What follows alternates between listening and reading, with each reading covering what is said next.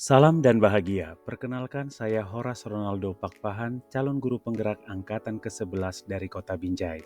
Pada kesempatan ini saya akan memaparkan aksi nyata modul 1.4 yaitu budaya positif.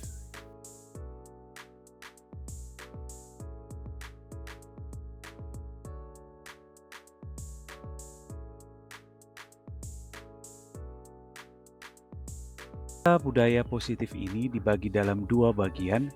Yang pertama adalah penerapan budaya positif di dalam kelas, yaitu yang pertama, pembentukan keyakinan kelas dan diikuti dengan penerapan segitiga restitusi. Dan bagian yang kedua adalah diseminasi atau berbagi pengetahuan tentang budaya positif bersama rekan guru.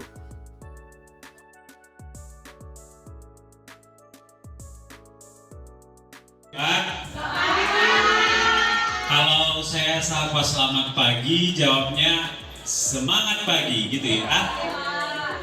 Udah. Oke, selamat pagi. Oke, terima kasih Bapak Ibu sekalian. Perkenalkan, saya rekan kalian Horas Ronaldo Pakpahan. Saya saat ini sedang mengikuti program guru penggerak angkatan yang ke-11. Jadi terima kasih sudah merespon undangan yang saya sampaikan dan Bapak Ibu sudah hadir di sini. Pada kesempatan ini saya akan mencoba memaparkan apa yang sudah saya pelajari di salah satu modul di program guru penggerak, yaitu modul 1.4 mengenai budaya positif. Baik Bapak Ibu, berikut untuk aksi nyata penerapan budaya positif. Nah, sekarang saya mau ajak Bapak Ibu dulu sebelum kita masuk ke pemaparan materi. Saya mau ajak Bapak Ibu untuk melakukan sesuatu. Ini adalah namanya cobalah buka. Jadi di sini nanti ada dua, pihak A dan B. Nanti yang A, kita mengepalkan salah satu tangan kita dan kita bayangkan kita sedang memegang sesuatu yang sangat berharga. Kemudian yang B, rekannya nanti jadi berpasangan ya. Yang B, tugasnya adalah bagaimana cara supaya rekannya yang A membuka kepalan tangannya. Jadi kan ada sesuatu yang berharga di kepalan tangan yang A tadi ya. Nah, setelah itu nanti yang berusaha itu boleh apapun caranya, mau lembut, keras, bujukan atau pukulan terserah lah pokoknya, tapi jangan sampai menyakiti teman dia ya. Nah sekarang kita bagi dulu yang A dan B. Dari Bu Vera, A, B gitu ya. Coba dari Bu Vera, silakan.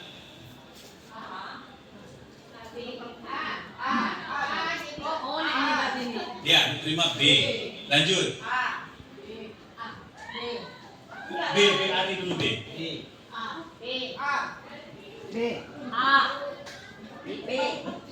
Ganjil ya, berarti nanti Bu Dali boleh sama saya. Yang A, cari pasangannya yang B. Pertama, A kedua, B kedua, A ketiga, B ketiga. Silakan. Boleh berdiri ya Bapak Ibu, boleh berdiri.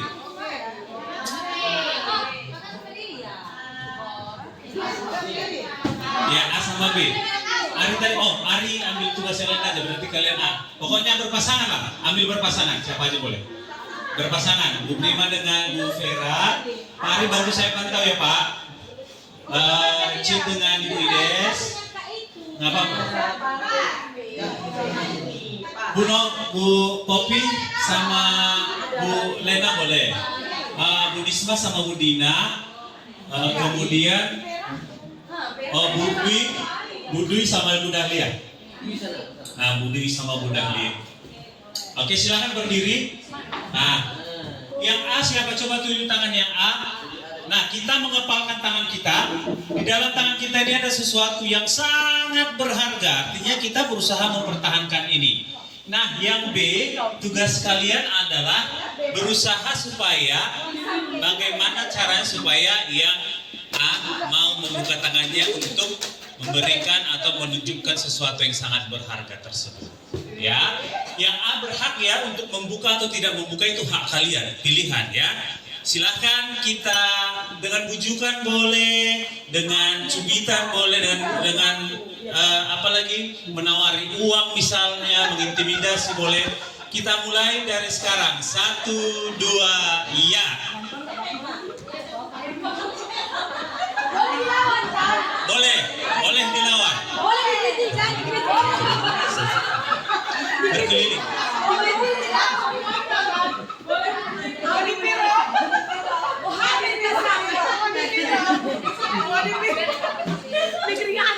Ayo, keliling ya.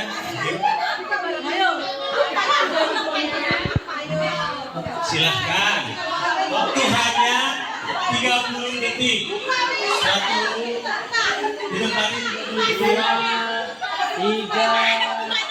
30 detik.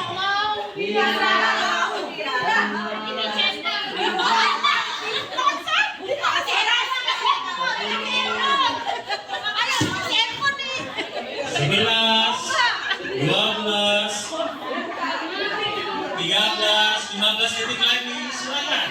Tunjukkan kemampuanmu.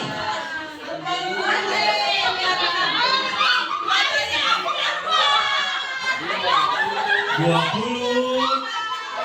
26,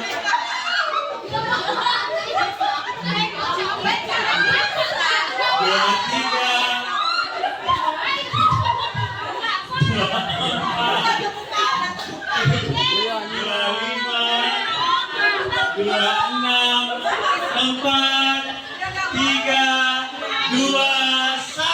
Tepuk tangan untuk kita semua. Baik, terima kasih Bapak Ibu, silakan duduk kembali. Nah, sekarang saya mau tanya, siapa yang berhasil, yang B membuka kepala tangan yang A? Bu Dahlia, Bu Ides. Tepuk tangan untuk Bu Dahlia dan Bu Ides. Kemudian yang tidak berhasil. Yang tidak berhasil. Bu Lena nggak berhasil membuka, Bu Nisma nggak berhasil, Bu Prima juga nggak berhasil. Nah sekarang saya mau bertanya dulu kepada Ibu Dahlia, apa yang Ibu lakukan? Dari awalnya saya membujuk, kemudian mengiming-imingi sesuatu, dan akhirnya Bu Dwi tertarik dengan iming-imingnya tersebut. Dengan kata lainnya, saya mungkin yang mengontrol kendali kepada Bu Dwi saat itu. Kita berikan tepuk tangan untuk Bu Dahlia. Nah sekarang ke pihak B, ke pihak A dong. Bu Dwi, kenapa akhirnya Ibu mau membuka sesuatu yang sangat berharga bagi Ibu dengan bujukan dari Bu Dahlia? Kenapa Ibu? Ibu saja karena dia merayunya terlalu pandai mengambil hati saya dengan yang baik. Iya baik, terima kasih. Berarti dengan bujukannya, tepuk tangan untuk tim Bu Dahlia dan Bu Dwi, dan untuk yang lain juga. Mungkin semua kita yang di grup B tadi sudah melakukan apa yang kita bisa supaya rekan kita yang di grup A mau membuka lengannya. Ada yang membujuk, bahkan tadi ada yang sudah memaksa sampai ke sana juga. Ternyata yang A-nya nggak mau buka ya. Nah sekarang kita lihat pertanyaan yang pertama. Apakah Anda atau B membuka kepala tangan Anda? Mengapa? Apa alasan Anda atau B untuk membuka kepala tangan? Sudah kita dengarkan tadi ya. Kemudian, apakah Anda atau B menutup kepala tangan Anda? Mengapa? Oh, yang menutup belum kita tanya. Yang menutup tadi yang sampai lari sana siapa? Bu Popi. Sebelumnya Bu Lena, apa yang sudah Ibu lakukan usahanya? Udah aku rayu dia, udah aku takut-takutin, di tangannya tadi ada semut, bukan. Udah aku gelitiin, udah aku kejar-kejar dia sampai sana, kurang kok tangannya paksa. Keras sekali loh dia. Bagaimana otaknya itu ya kan? Bukan hati, tangannya. Tapi tidak berhasil juga ya Bu. Berhasil juga. Kita berikan tepuk tangan untuk usaha Bu Lena. Sekarang kita tanya dulu Kak Popi. Kak Popi, kenapa sih Kak nggak mau membuka tangan? Kalau sudah semua usaha tadi dilakukan Bu Lena, mulai dari yang halus, lembut, kasar, yang menenangkan sampai menyakitkan ya. Kayaknya semakin agresif dia mempertahankan itu. Belum tersentuh.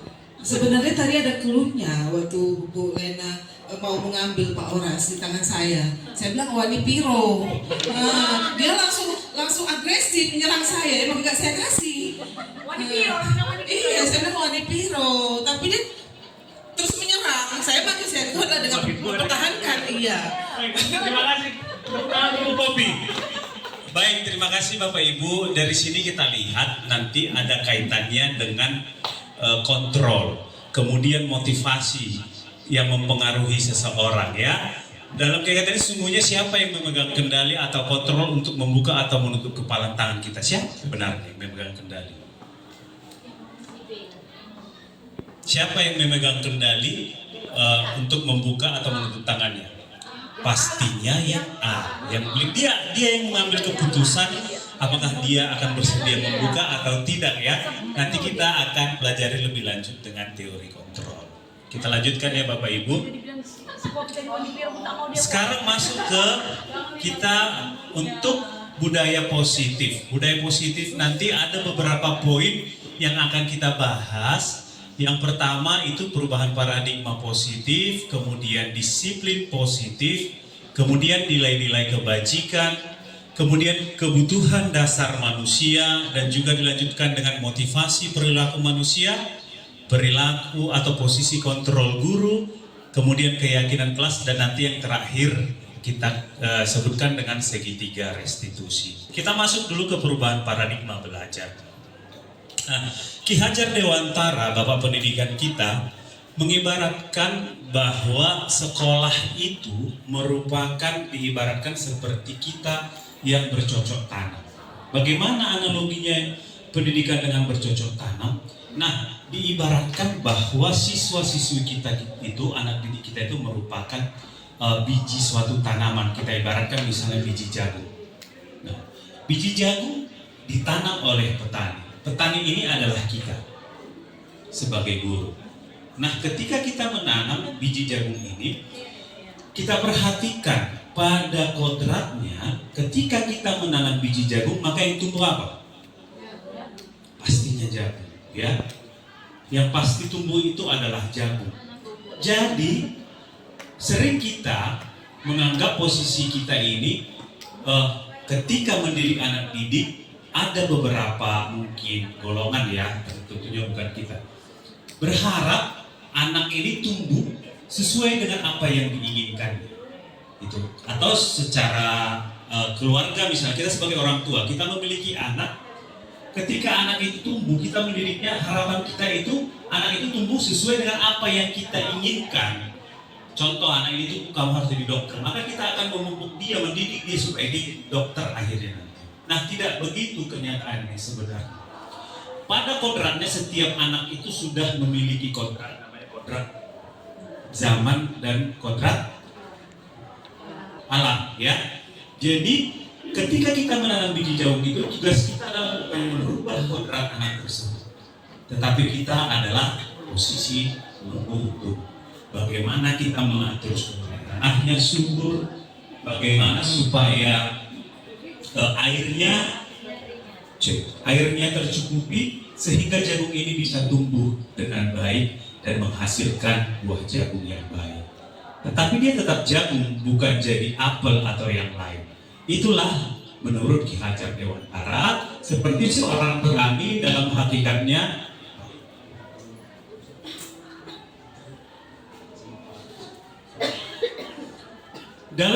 sama kewajibannya dengan seorang pendidik yang menanam padi, misalnya hanya dapat menuntut tumbuhnya padi. Ia dapat memperbaiki kondisi tanah, memelihara tanaman padi, memberi pupuk dan air, membasmi ulat-ulat atau jamur-jamur yang mengganggu hidup tanaman padi, dan lain sebagainya.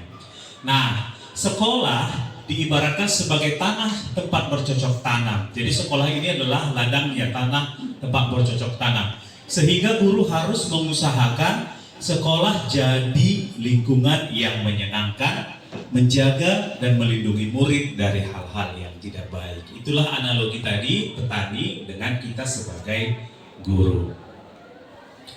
Kemudian menurut standar pendidikan nasional, lingkungan yang positif sangat diperlukan agar pembelajaran yang terjadi adalah pembelajaran yang berpihak pada murid, sebagaimana tertuang dalam standar proses pada Standar Nasional Pendidikan pasal 12, yaitu pelaksanaan pembelajaran sebagaimana dimaksud dalam pasal 10 ayat 2 huruf B diselenggarakan dalam suasana belajar yang kita perhatikan poinnya. Yang pertama, interaktif, inspiratif, menyenangkan, menantang, memotivasi peserta didik untuk berpartisipasi aktif, dan memberikan ruang yang cukup bagi prakarsa, dan seterusnya. Sekarang kita lanjut. Ini tentang teori kontrol.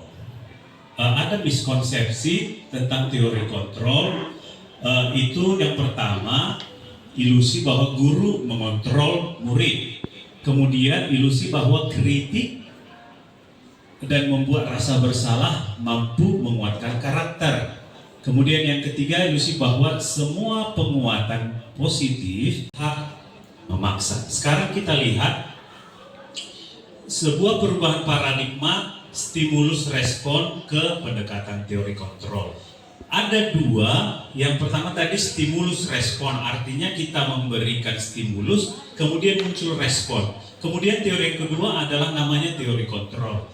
Kita mau lihat perbedaan kedua ini. Yang pertama, untuk stimulus respon tentang dunia, realitas atau kebutuhan kita sama, itu katanya. Sementara teori kontrol tentang dunia mengatakan realitas atau kebutuhan kita itu masing-masing berbeda. Kemudian semua orang melihat hal yang sama. Di kontrol katakan setiap orang memiliki gambaran yang berbeda.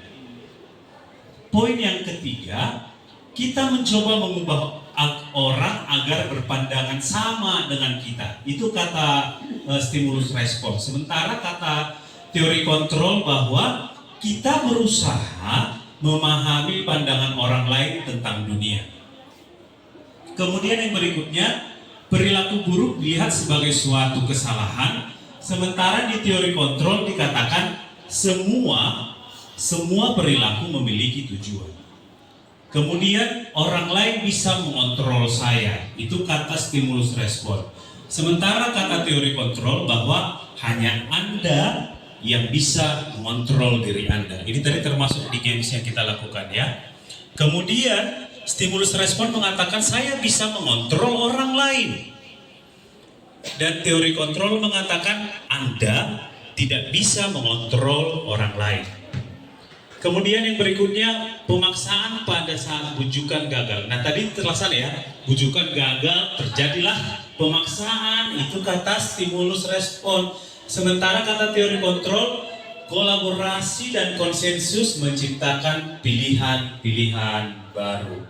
Itu sudah jelas tadi yang di games yang kita lakukan ya. Mau pemaksaan apapun ternyata dilakukan Ibu Madalena, nggak bisa terbukti ya. Nah, kemudian kalau di stimulus respon, model berpikirnya adalah menang atau kalah. Sementara di teori kontrol, teori berpikirnya adalah menang-menang atau win-win solution, dan dia bersifat kolaborasi. C. Nah, berikutnya kita masuk ke disiplin positif. Sampai di sana Bapak Ibu mungkin ada pertanyaan atau ada yang perlu kita bahas tentang stimulus respon dan teori kontrol ini. Lanjut ya.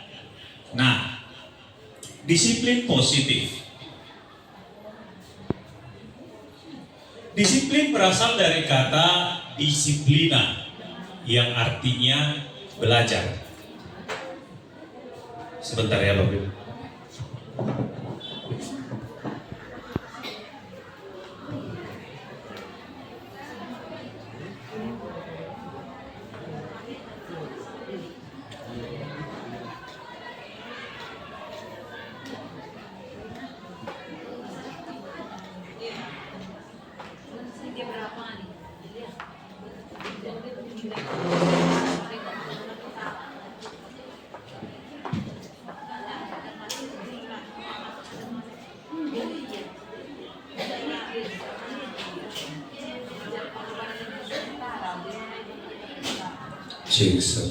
Baik, kita lanjutkan. Disiplin positif berasal dari kata disiplina yang artinya belajar. Disiplin mengacu pada disiplin diri yang memiliki tanggung jawab terhadap apa yang dilakukannya berdasarkan nilai-nilai yang diyakini. Disiplin positif merupakan salah satu cara penerapan disiplin yang bertujuan untuk menumbuhkan kesadaran serta pemberdayaan peserta didik tanpa imbalan penghargaan atau reward, ancaman atau hukuman. Nah, Bapak Ibu, sebagai pendidik, tujuan kita adalah menciptakan peserta didik yang memiliki disiplin diri sehingga mereka berperilaku mengacu kepada nilai-nilai kebajikan universal dan memiliki motivasi intrinsik dalam perubahan perilaku ke arah yang lebih baik. Nah, di sini akan coba saya tampilkan ada yang namanya nilai-nilai kebajikan. Nilai-nilai kebajikan adalah nilai-nilai yang disepakati bersama, lepas dari suku bangsa, agama, bahasa, maupun latar belakang. Ini ada beberapa contoh nilai-nilai kebajikan. Yang pertama itu profil pelajar Pancasila. Kita lihat profil pelajar Pancasila, nilai-nilai kebajikan di situ adalah apa? Ya, nilai-nilai kebajikan pada profil pelajar Pancasila apa saja ya? Mungkin Bu Prima di profil Pancasila.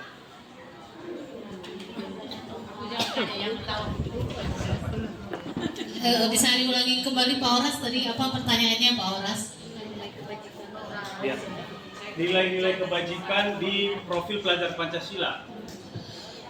Saling menghormati, bergotong royong, keberagaman beriman, bertakwa, kebinekaan tunggal, kebinekaan global, kreatif, Apalagi ya? berpikir kritis. Bernalar klinis ya. Oke, terima kasih tepuk tangan untuk Ibu Prima. Terima kasih Bu. Kemudian ada IBO Primary Years Program atau PYP, nilai kebajikan yang di organisasi mereka lah mungkin ya. Ini ada toleransi, rasa hormat, integritas, mandiri, menghargai dan sebagainya.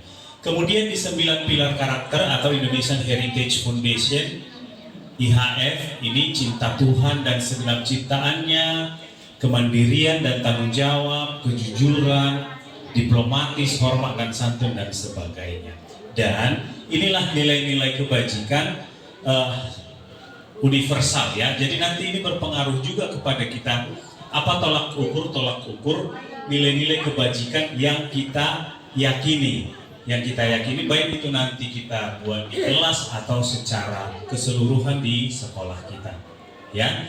Sampai di sini Bapak Ibu mungkin ada mau bertanya tentang nilai-nilai kebajikan. Masih semangat ya? Selamat pagi. Selamat pagi. Terima kasih, berarti masih di situ. Kemudian kita akan melanjutkan materinya. Kita akan membahas tentang kebutuhan dasar manusia. Sebelumnya Bapak Ibu,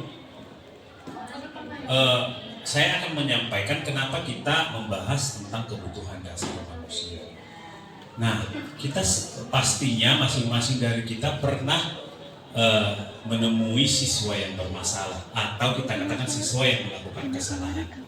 Nah, sering terjadi ketika siswa melakukan kesalahan tanpa bibu kita langsung melakukan misalnya hukuman atau memarahi secara verbal maupun secara fisik ya karena ketika siswa melakukan. Nah, di kesempatan ini kita akan belajar yang namanya 5 kebutuhan dasar manusia.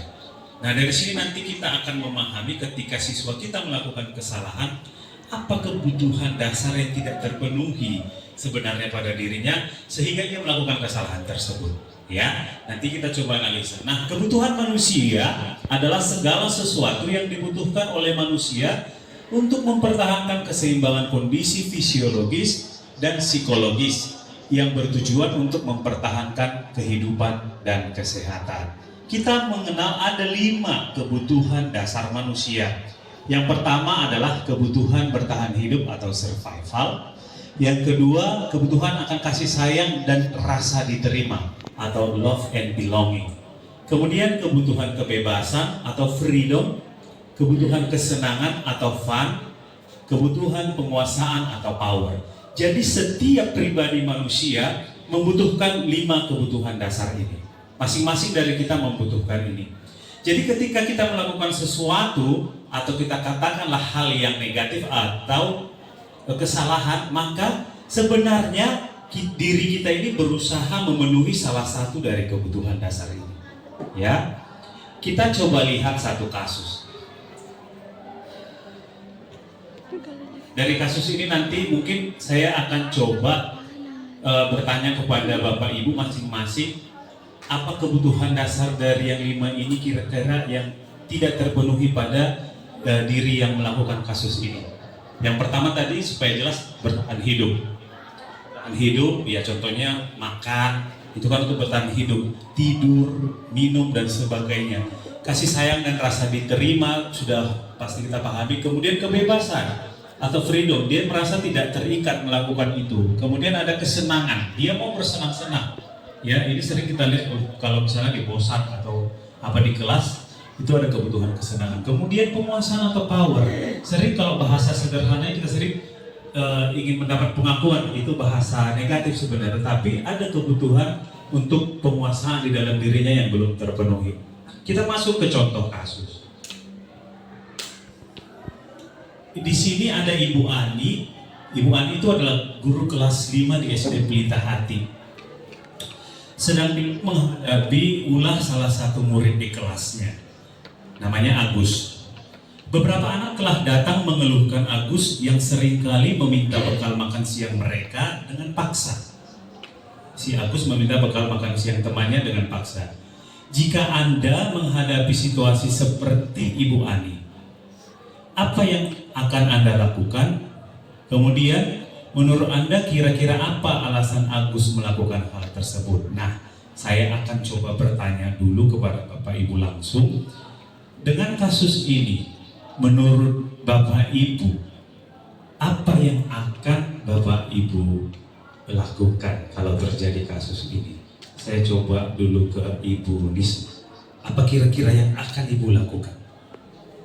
Kalau berdasarkan kejadian atau peristiwa di kelas, yang saya lakukan memanggil yang memaksa meminta bekal temannya, terus kan menanyakan apa alasan dia memaksa dan memberikan suatu arahan atau nasihat. Oke, bagus sekali tepuk tangan untuk Bu Nisma. Bagus sekali ya. Nah, satu lagi lah untuk Ibu Devi. Kira-kira apa yang akan Ibu lakukan? Terima kasih. Kalau secara global saya setuju dengan Bu Nisma. Pasti tahap yang pertama kita lakukan adalah memanggil anak yang secara paksa meminta bekal teman-temannya.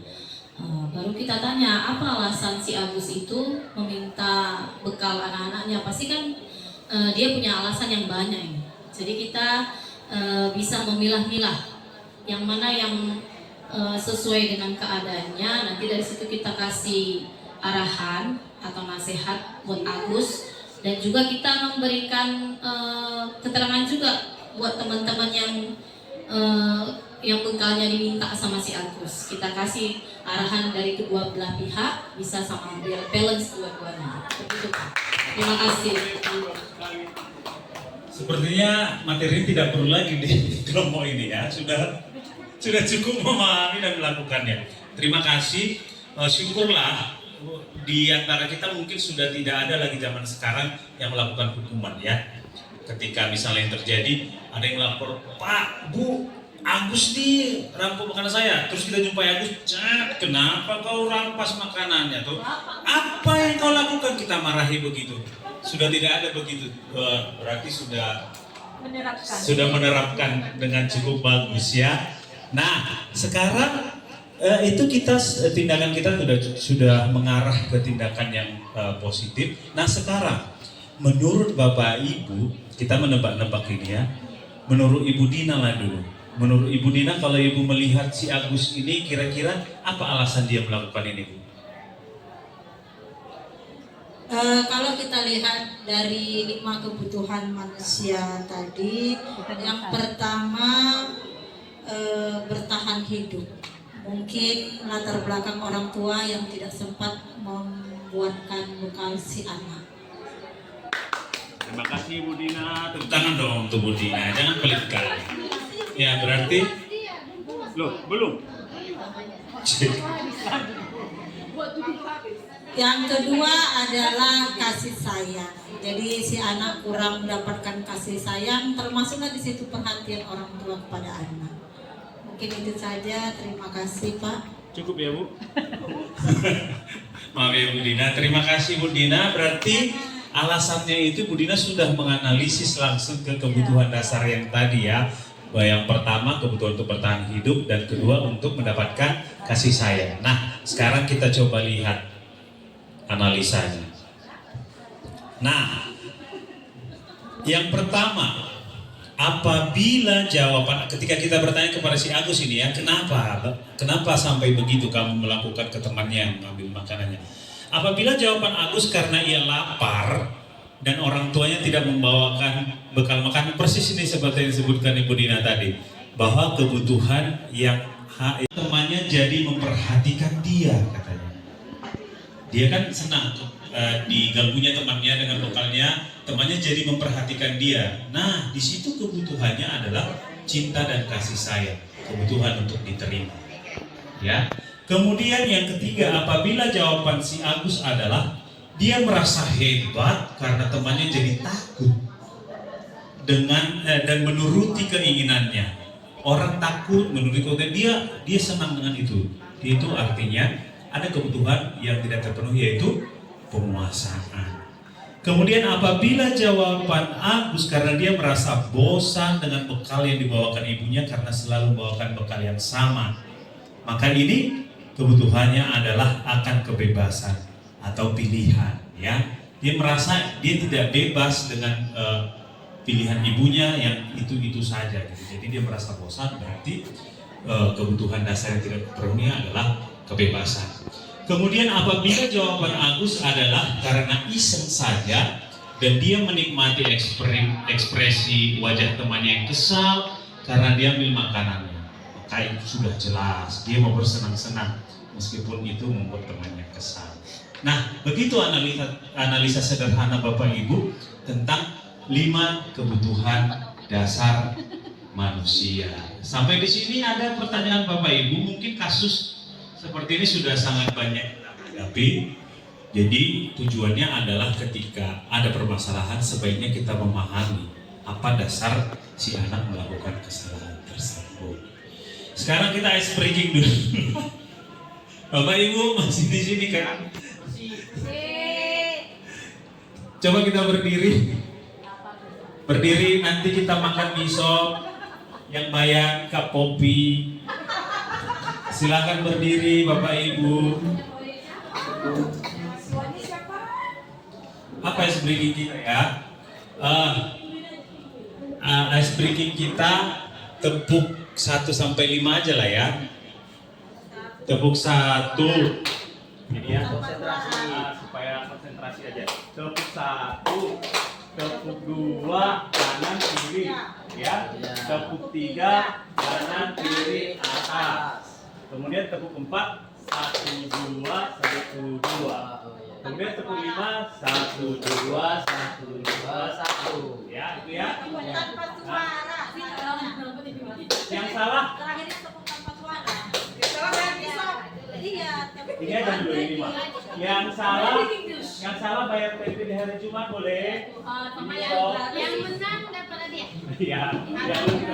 Kasih pulpen. Oke. Kita mulai ya, konsentrasi. Tepuk 1, tepuk 2, tepuk 3, tepuk 4, tepuk 5, tepuk 2 kali, tepuk 5.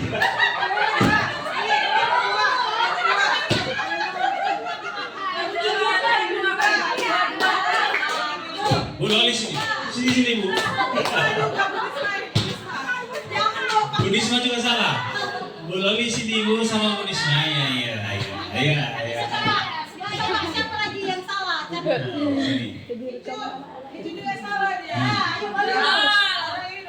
Kita suruh joget lah orang ini. Lagu apa joget kalian? Jangan, nggak biasa joget. Oke, sekarang gini.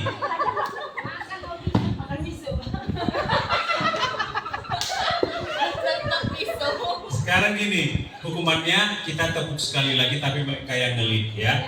Itu aja ya, kita mau ngelit. Terserah nanti mau tepuk 5 2 kali terserah. Ayo Bu. Ini tepuk 1. Lagi berdiri semua. Berdiri. Jangan ketawa. Ayo kita mulai. Ibu Devi, jangan sampai terkencing nanti pada Ibu Devi. Ayo mulai ya ibu-ibu. Tepuk 1, tepuk 2, tepuk 3, tepuk 4, tepuk 3, tepuk 5, tepuk 1.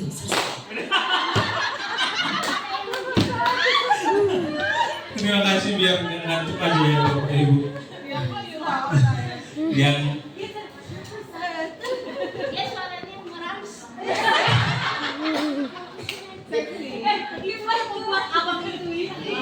baiklah Bapak Ibu, kembali masih panjang waktu. Silakan diminum jusnya. Namanya adalah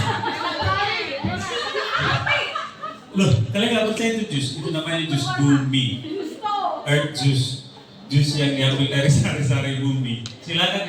Jadi itu juga berkaitan dengan yang namanya motivasi. Ketika kita melakukan sesuatu, ada motivasi, kita kenal motivasi dari luar dan motivasi dari dalam. Nah, motivasi perilaku manusia ada 3 hal ini.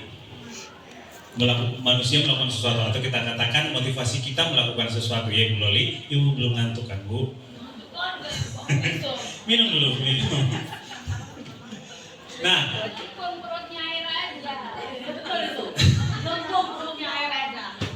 sabar. Motivasi perilaku. Nah ini motivasi ya, kita akan bahas motivasi kalian ada di sini. Nah, yang pertama, motivasi seseorang melakukan sesuatu itu adalah yang pertama untuk menghindari ketidaknyamanan atau hukuman. Ya, dia melakukan misalnya siswa kita datang ke sekolah tepat waktu itu adalah supaya dia tidak dihukum oleh Ibu Dina di kelas pertama, misalnya itu motivasi dia untuk datang ke kelas. Kemudian yang kedua, untuk mendapatkan imbalan atau penghargaan dari orang lain. Ini pun sering kita praktekkan, atau bahkan kita sendiri pun sering termotivasi dengan hal ini untuk mendapatkan reward atau imbalan dari orang lain. Contoh tadi Bu Dahlia memotivasi Ibu Dwi dengan iming-iming imbalan sesuatu dan dia pun terpengaruh, ya. Jadi Ibu Dwi tadi melakukannya, membuka tangannya itu dengan motivasi supaya dia mendapatkan imbalan dari Bu Dahlia. Nah itu contohnya. Kemudian Bapak Ibu, untuk yang 2 poin ini, baik itu untuk supaya tidak mendapat hukuman atau supaya tidak mendapatkan ketidaknyamanan. Kemudian yang kedua untuk mendapatkan imbalan atau reward dari orang lain. Ini menurut Bapak Ibu motivasi yang datang dari dalam dirinya atau dari luar? Dari luar pastinya ya. Seperti tadi motivasinya dari Ibu Dahlia ke Ibu Dwi membujuk. Kemudian dihukum motivasinya karena gurunya supaya tidak menghukum dia, makanya dia datang tepat waktu. Berarti itu adalah motivasi-motivasi yang ada dari luar, yang menggerakkan itu adalah dari luar, atau kita kenal dengan motivasi eksternal. Tetapi yang ketiga ini coba kita lihat. Motivasi untuk melakukan sesuatu adalah untuk menjadi orang yang mereka inginkan dan menghargai diri sendiri dengan nilai-nilai yang mereka yakini atau mereka percaya. Jadi dia datang ke sekolah karena dia menganut nilai-nilai atau mempercayai nilai-nilai tentang disiplin dan tanggung jawab terhadap dirinya. bukan terhadap gurunya. Makanya dia hadir ke sekolah dengan tepat waktu. Nah, ini yang kita kenal dengan motivasi intrinsik. Artinya motivasi yang datang dari dalam dirinya, bukan dari luar. Saya rasa cukup jelas ya Bapak Ibu ya. Kemudian setelah ini kita akan coba masuk ke yang namanya konsep disiplin. Atau sebelum sampai di sini dulu ada pertanyaan Bapak Ibu tentang motivasi. Nah, saya bertanya dulu kepada Bapak Ibu. Mana Bapak? Pak Fauzi ada. Menurut Bapak Ibu, apakah motivasi yang pertama dan kedua ini salah? Gimana Ibu Vera, menurut Ibu, apakah salah? Tidak salah, karena itu juga sesuai dengan 5 kebutuhan dasar yang dimiliki oleh manusia. Terima kasih Bu, tentang 5 kebutuhan dasar manusia sehingga dia melakukan sesuatu itu menghindari kenyamanan atau hukuman. Oke, berarti menurut Ibu Vera tidak salah. Ibu yang lain, apakah ada yang beranggapan ini salah? Kalau kita bicara tentang salah atau benar, tidak ada yang salah sebenarnya. Tetapi nanti di penerapannya kita memilih hal ini lebih efektif dengan yang lain. Karena kita akan mempertimbangkan apa efek negatif dari satu motivasi ini, apa efek positifnya. Nah, yang terjadi Bapak Ibu untuk yang pertama dan kedua ini, karena motivasi untuk melakukan sesuatu itu adalah dari eksternal. Contoh, supaya dia mendapatkan hadiah juara kelas, makanya dia belajar untuk menjadi juara 1 misalnya, supaya mendapatkan hadiah ya. Maka sebenarnya ini Bapak Ibu, ini tidak bertahan lama. Kenapa? Ketika misalnya tidak ada hadiah, maka dia tidak akan belajar. Iya, dia hanya belajar karena memang mendapatkan hadiah. Begitu juga dengan hukuman. Ketika Ibu Dina tadi menghukum anak-anak yang masuk ke kelas, terlambat datang ke kelas, maka ketika Ibu Dina tidak memberlakukan hukuman, maka mereka akan datang terlambat. Itulah efek negatifnya. Salah tidak, tetapi penerapannya yang pembentukan karakter anak itu tidak akan berlaku dalam jangka waktu yang panjang untuk membentuk karakternya. Nah, motivasi yang ketiga ini yang paling positif sebenarnya, karena kita menyadarkan anak itu untuk menyadari apa yang mereka inginkan dan menghargai diri sendiri dengan nilai-nilai yang diyakininya. Dia memahami nilai disiplin, dia memahami nilai tanggung jawab, dia memahami nilai menghargai diri sendiri dan orang lain. Nah, ketika dia datang ke kelas, dia menghargai Ibu Dina bukan karena dia takut, tetapi dia menghargai Ibu Dina. Maka itu motivasi dari dalam dirinya. Ini akan berlaku dalam jangka waktu panjang untuk membentuk karakter tersebut. Maka kita sebagai guru, kita akan secara otomatis akan memilih motivasi intrinsik ini kita tumbuhkan kepada anak didik kita, karena kita mau membina mereka menjadi orang yang berkarakter baik. Nah, kemudian lanjut kita ke konsep disiplin. Nah, ini mengenai hukuman yang tadi. Hukuman, kemudian penghargaan. Sebenarnya bagaimana efek hukuman dan penghargaan ini? Kalau hukuman itu bisa menyakitkan, apalagi kalau hukumannya dalam bentuk hukuman fisik, ya. Kemudian tidak nyaman. Berikutnya murid menjadi takut, kemudian bersifat memaksa. Kemudian ini mengajarkan murid juga untuk menyembunyikan kesalahannya, artinya jadi berbohong, ya. Kemudian murid menjadi rendah diri.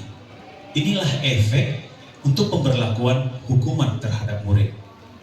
Kemudian, nah kita lihat penghargaan. Apakah penghargaan menjadi sesuatu yang lebih baik? Kita lihat apa efeknya. Sebenarnya dia tidak efektif, seperti kita sebutkan tadi, karena dia hanya karena imbalannya, karena rewardnya dia melakukannya. Kemudian ini merusak hubungan atau sifat iri.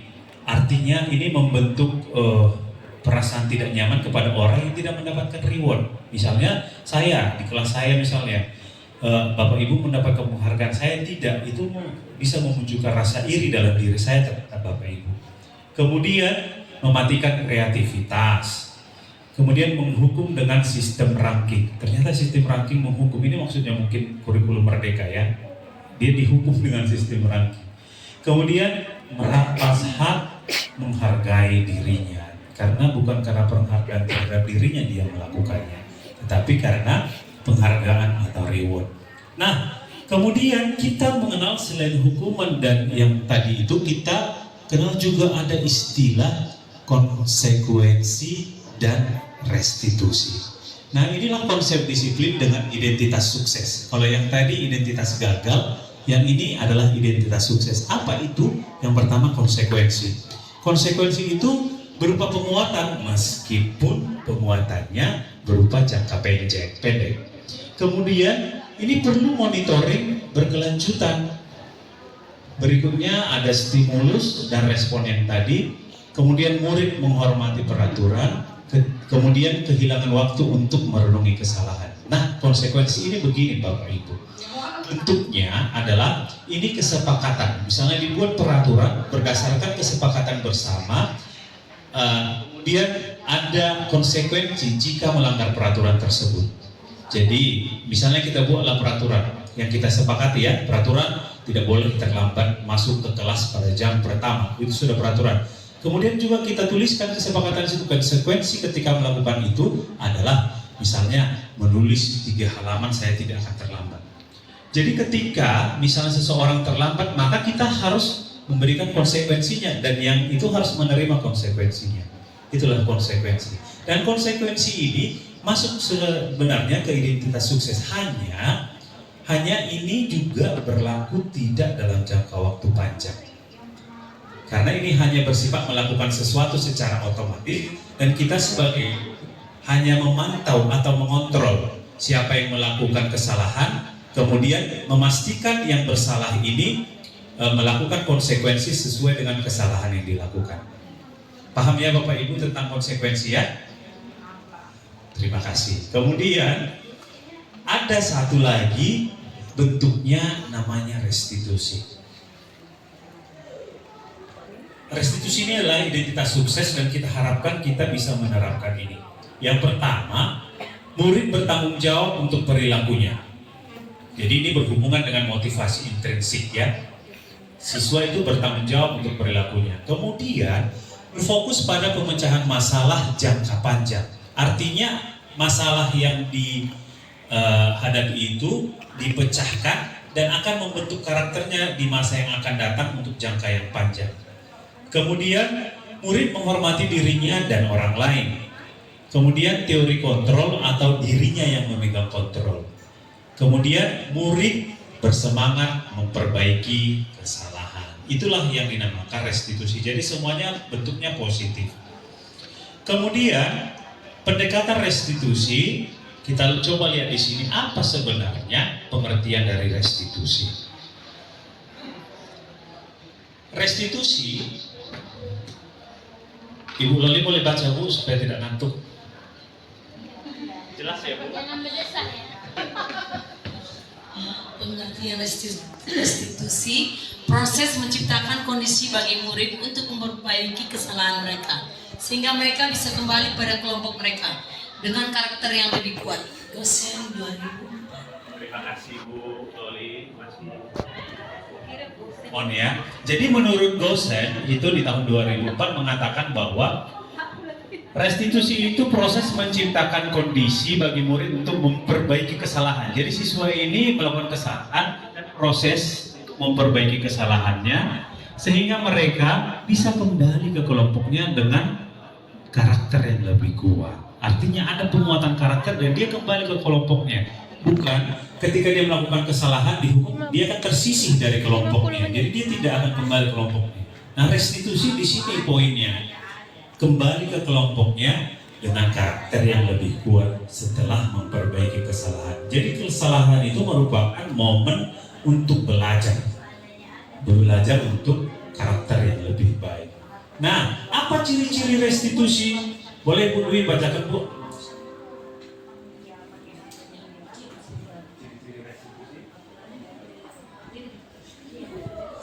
Ciri-ciri restitusi yang pertama, bukan untuk menembus kesalahan, namun untuk belajar dari kesalahan.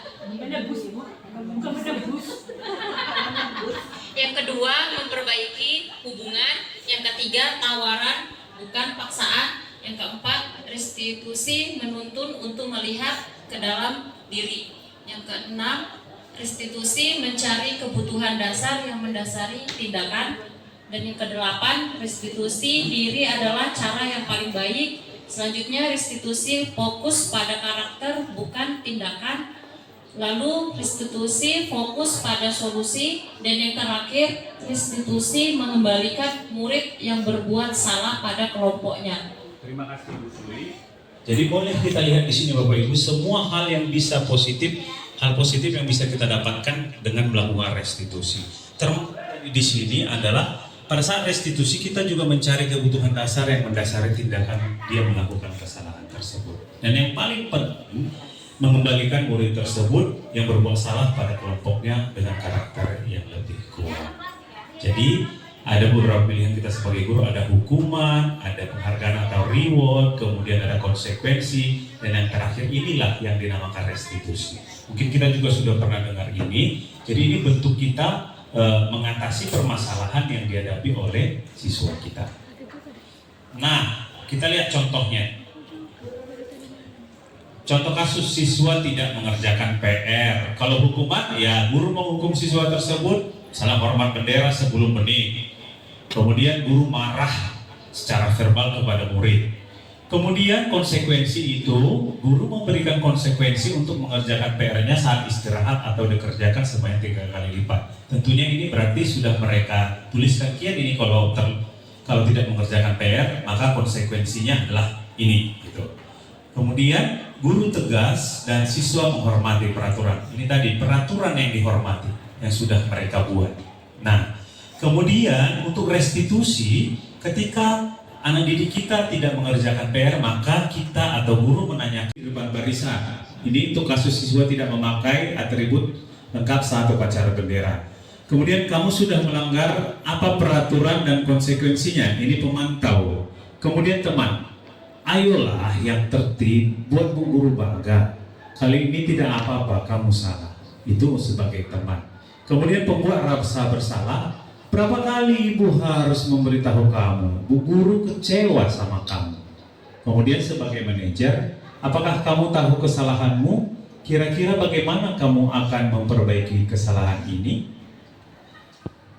Sebenarnya ini ada video contoh tentang 5 posisi kontrol guru.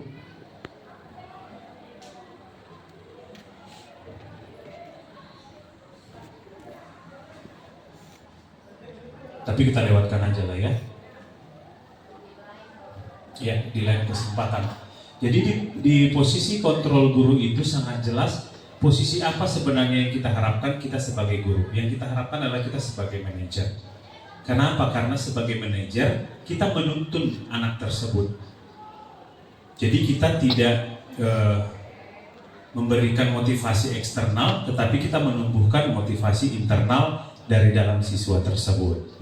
Nah, restitusi proses kolaboratif yang mengajarkan murid untuk mencari solusi untuk masalah mereka dan membantu murid berpikir tentang orang seperti apa yang mereka inginkan dan bagaimana mereka harus memperlakukan orang lain. Nah, segitiga restitusi ini namanya segitiga restitusi. Segitiga restitusi tujuannya apa? Ketika siswa melakukan kesalahan, maka sebagai untuk restitusi tadi kita melakukan langkahnya. Langkahnya ini ada 3, kita kenal dengan segitiga restitusi. Nah, langkah pertama itu kita menstabilkan identitas. Menstabilkan identitas. Contoh kalimat di sini adalah misalnya setiap orang pasti pernah melakukan kesalahan. Jadi dia distabilkan dulu anaknya. Kemudian bisa juga kamu bukan satu-satunya yang pernah melakukan ini. Jadi dia merasa stabil, kemudian kita lanjutkan ke langkah berikutnya, validasi tindakan yang salah. Di validasi tindakan yang salah ini, kita menanyakan, kamu tentu punya alasan mengapa kamu melakukan itu. Nah, berikutnya, adakah cara yang lebih efektif untuk mendapatkan apa yang kamu butuhkan? Itu berdasarkan 5 kebutuhan dasar tadi ya. cara yang lebih efektif. Kemudian menanyakan keyakinan, ini tahap terakhir. Jadi ada keyakinan kelas atau keyakinan sekolah yang sudah diyakini oleh dirinya dan itu menjadi acuan. Jadi di sini dikatakan keyakinan kelas apa yang telah kita sepakati. Nah, keyakinan itu akan dipaparkan oleh anak tersebut. Setelah itu kita akan bertanya, kamu ingin menjadi orang seperti apa? Itulah langkah segitiga restitusi. Nah, di menstabilkan identitas tadi, ini contohnya berbuat salah itu tidak apa-apa, tidak ada manusia yang sempurna. Saya juga pernah melakukan kesalahan seperti itu. Kemudian kita bisa menyelesaikan ini. Kemudian ini juga sangat penting, Bapak atau Ibu tidak tertarik mencari siapa yang salah, tapi Bapak ingin mencari solusi dari permasalahan ini. Kemudian kamu berhak merasa begitu. Apakah kamu sedang menjadi teman yang baik buat dirimu sendiri? Itu untuk menstabilkan identitas. Untuk validasi tindakan yang salah, kita bisa katakan padahal kamu bisa melakukan yang lebih buruk dari ini ya. Kemudian kamu pasti punya alasan mengapa melakukan hal itu. Kamu patut bangga pada dirimu sendiri karena kamu telah melindungi sesuatu yang penting buatmu. Kemudian kamu boleh mempertahankan sikap itu, tapi kamu harus menambahkan sikap baru. Jadi ketika dia melakukan suatu kesalahan, ada hal positif sebenarnya yang tersembunyi di situ. Kemudian menanyakan keyakinan, apa yang kita percaya sebagai keyakinan kelas atau keluarga. Kemudian apa nilai-nilai umum yang kita telah sepakati. Apa bayangan kita tentang kelas yang ideal, atau kamu mau jadi orang seperti apa. Nah, yang terakhir, Bapak Ibu, ini mengenai keyakinan kelas. Nilai-nilai keselamatan atau kesehatan. Inilah yang kita sebut sebagai keyakinan, yaitu nilai-nilai kebajikan universal yang disepakati secara tersirat dan tersurat, lepas dari latar belakang suku, negara, bahasa, maupun agama. Nah, untuk membentuk keyakinan kelas, yang pertama, keyakinan kelas itu bersifat lebih abstrak daripada peraturan yang lebih rinci dan konkret. Kemudian keyakinan kelas berupa pernyataan-pernyataan universal. Kemudian pernyataan keyakinan kelas senantiasa dibuat dalam bentuk positif.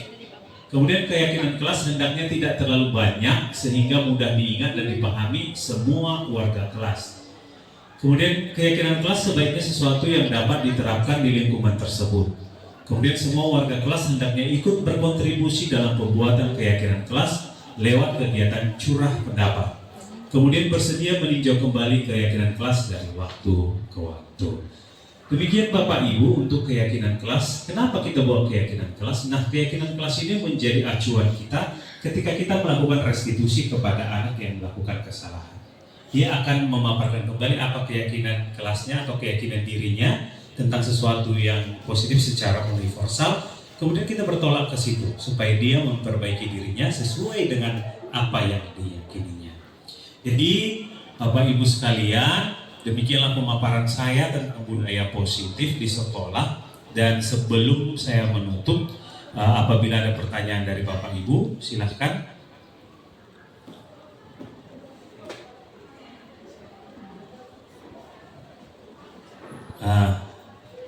Kalau tidak ada, saya akan minta Bapak Ibu memberikan pendapat tentang kegiatan kita hari ini. Apa hal positif yang kita peroleh pada saat kegiatan ini. Saya minta 2 orang. Pertama nanti Ibu Vera, kemudian yang kedua Pak Ari. Silakan Ibu Vera.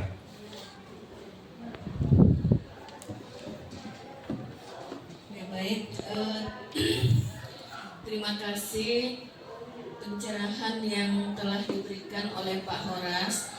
Berdasarkan penjelasan Pak Horas mengenai budaya positif ini, saya sebagai guru banyak mendapat masukan bahwa yang saya lakukan selama ini banyak yang perlu diperbaiki. Salah satunya yaitu dalam menyikapi siswa yang melanggar peraturan di kelas. Jadi kedepannya saya akan mencoba melaksanakan segitiga restitusi ini dengan tetap juga menjalankan budaya positif di dalam kelas. Terima kasih. Terima kasih. Kita berikan tepuk tangan untuk peserta berikutnya. Saya minta kesempatan kepada Pak Ari. Pak. Bismillahirrahmanirrahim. Assalamualaikum warahmatullahi wabarakatuh. Pada kesempatan kali ini saya akan merefleksi diri saya akan kegiatan dari Bapak Horas.